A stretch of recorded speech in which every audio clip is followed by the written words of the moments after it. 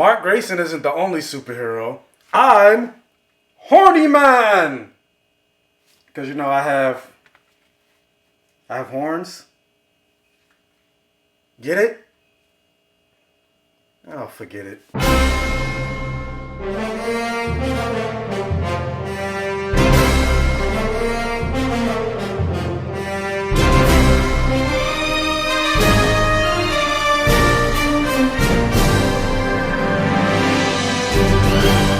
And welcome to my safe haven. Today is Friday, TGIF. Not only is today Falcon and Winter Soldier, but today is also Invincible Friday. And so in this particular video, I will be talking spoilers. I missed last week's episode of Invincible, so I'm going to be briefly talking about episode 4 and mostly talking about episode 5. And as you could tell from my volume, if you watched my Falcon and Winter Soldier episode that just posted, it is not 5 o'clock in the morning. It is a regular, 4:51 p.m. So this is me talking normally, screaming at the camera. And God, I feel so much better because, yeah, that Falcon and Winter Soldier episode, having to talk like this the whole time and tone down my excitement. That shit was a struggle. But you know what isn't a struggle, or it shouldn't be? If you could do me a favor and do this channel a favor and fly on over to that like button and hit it for the YouTube algorithm in general, I would greatly appreciate it. Now, let's get on to the review. Again, we are talking spoilers for episodes 4 and 5. So yeah, episode 4 is called Neil Armstrong, Eat Your Heart Out. And I don't have a whole lot to say about it because I'm mostly going off of memory and I don't remember every single thing per detail about this particular episode. And plus, for the most part, this episode was mostly set up, so there isn't really a whole lot to talk about. But I do remember this episode started with some archaeologists unveiling and undigging some ancient magical Egyptian mummy, which I'm here for the magic. I'm here for all of it. That's why I love the character of Damien Darkblood, because as the shirt says, and what this show has given me, the things that I love in my fantasy are blood, sex, gore, and magic. Ta-da! So yeah, I freaking love this show. But then also after that, if I remember correctly, Omni-Man and Invincible are training, and Omni-Man's teaching him how to better use his powers, how to increase his speed and stamina and everything like that. And then once they get to Mount Everest, and it's funny because Omni-Man is voiced by J.K. Simmons, and J.K. Simmons also voiced the character of Tenzin in Avatar: The Last Airbender. And what do you think about it, Avatar: The Last Airbender? The Fire Nation was trying to impose their will and their peace and bring prosperity and the greatness of the Fire Nation to all of the world. And while he's giving this speech about how Viltrum brought peace and things like that to the rest of the world, I'm just like, you sound really suspect, bro, especially knowing what we know about you from episode 1. Something ain't right. And again, as I mentioned in my episodes 1 through 3, I am in the middle of reading the comic book, but I am separating the comic from the show, because obviously I'm not trying to spoil anything. And then also there are things that they're doing in the show that isn't in the comic. And then plus, I'm not really that far into the comic book anyway. I'm on like issue 22 out of like 150. So there's a lot of information that I don't know, and knowing what I do know from the comic, and they're rushing through a lot of things and incorporating a lot of storylines from the comic that doesn't really happen until much later. So yeah, some of the things that we're seeing now, I probably don't know about because I haven't gotten to that chapter yet. And something else that's very different from the comic is the mystery that Debbie, Mark Grayson's mother, is involved in with trying to figure out, is her husband actually responsible for the death of the Guardians of the Globe? So you see her having a conversation with Olga, the widow of the superhero Red Rush, and Olga suspects, like, she feels like the government knows who did it, but they're just not doing anything. So because of that, she's going back to Russia. She wants to protect herself, she wants to protect her family, and just get away from this whole mess. And so because of that, Debbie, I don't know if we learned this in the other episodes, but she's a realtor, so she leaves her house to Debbie to help sell it. And so then going back to episode 3, she thinks about the conversation with Damien Darkblood. She's starting to get her Lois Lane on and try to figure out the mystery behind, because she thinks her husband Nolan is keeping something from her, which obviously we know what that big secret is. But in some ways, I'm just like, I don't know, I'm kind of scared for Debbie, because what happens when she does, which we know is going to happen, what happens when she does find out the truth? Is Nolan going to kill her? Because we do kind of see in certain moments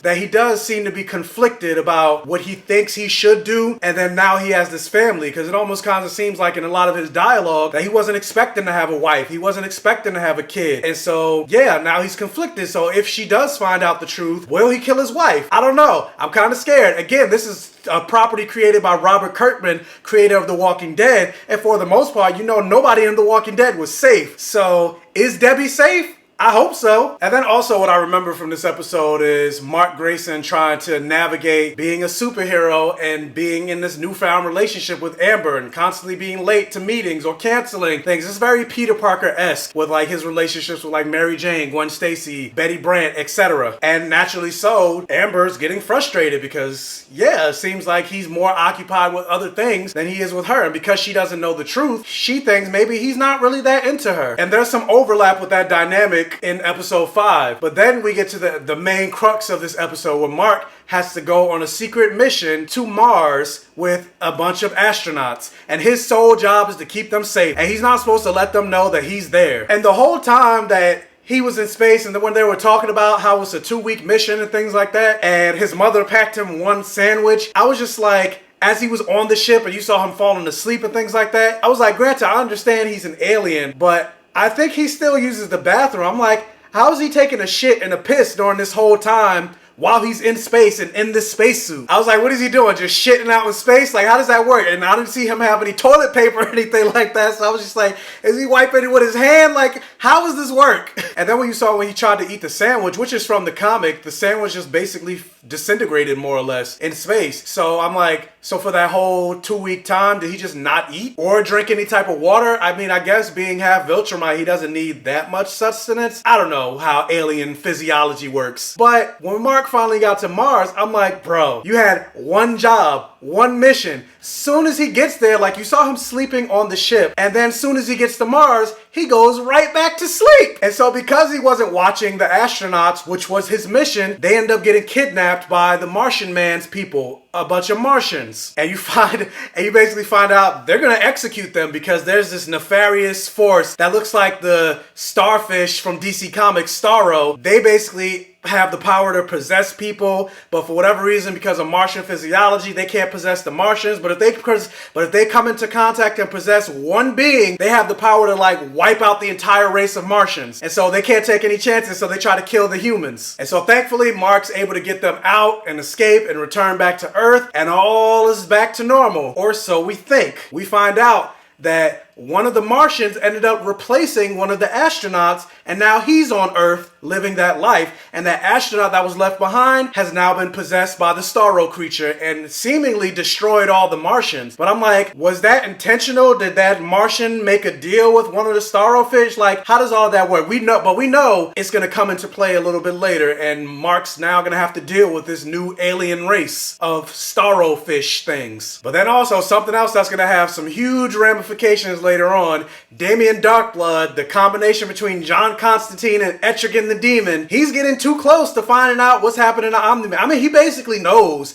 that Omni-Man killed the Guardians of the Globe, but because he's a demon, he's not really exercising too much tact. And Cecil, the head of I can't think of the name of his organization, but the government organization, he's like, nah, you can't set this man off before I figure out why he did what he did, and also we don't have any way to stop him. And so they end up sending him back to hell. And again, I love this moment because it's magic, blood, sex, gore, magic. But yeah, it's definitely gonna have some ramifications. And you also saw that he left like a little trinket behind or whatever that was in Debbie's closet. So we know we're gonna see more of Damien Darkblood in the future. And yeah, that was pretty much the end of episode 4, and I freaking loved it. Blockbuster.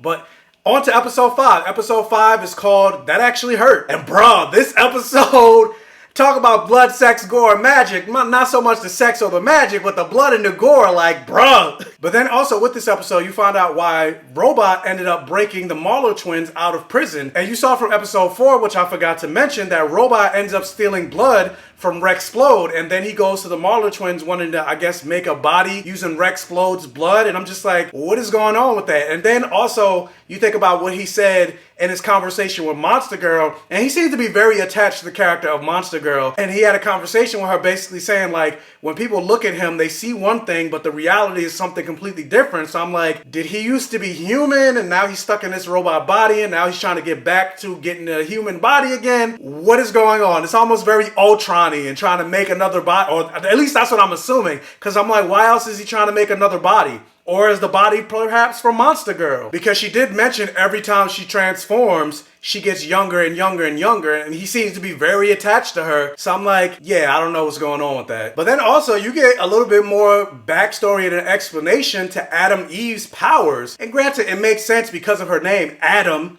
atom, like molecules and things like that. Eve, which is her actual name, but she doesn't just have the power to create like pink constructs, almost like a Green Lantern, which is what I thought her powers were. She can manipulate the world on a subatomic level, almost kind of like Molecule Man. So like in many ways, she's probably the most powerful person on this show so far. Depending on if she learns how to really work her powers, she can end up being more powerful than even Omni-Man and Invincible. So I'm like, that level of power that she has, that has to come into play at some point. Maybe she will be the key to stopping Omni-Man. But it also goes to show, just because somebody's your parent doesn't mean they have your best interest at heart. So her parents are upset that she ended up breaking up with Rexplode. You would think they'd be happy considering Rexplode is a freaking asshole, which he displays more of in this episode. But no, they're not. They're upset. And so because of that, she ends up moving out. But something that I love that this show is doing, which is different from the comic, is where you got this same moment and the same conclusion that happens at the end of this episode. In the comic, the way they went about it is completely different in the show, in that you have this character that you saw in, I believe, the second episode. We now know his name is Titan, and he was voiced beautifully by Mahershala Ali. Not only just this show, but then hearing him as Spider-Man Into the Spider-Verse, like, it just solidified, like, Mahershala Ali is a great, not just actor, but a voice actor, because there are certain actors that are great in terms of acting on camera and on the stage and things like that,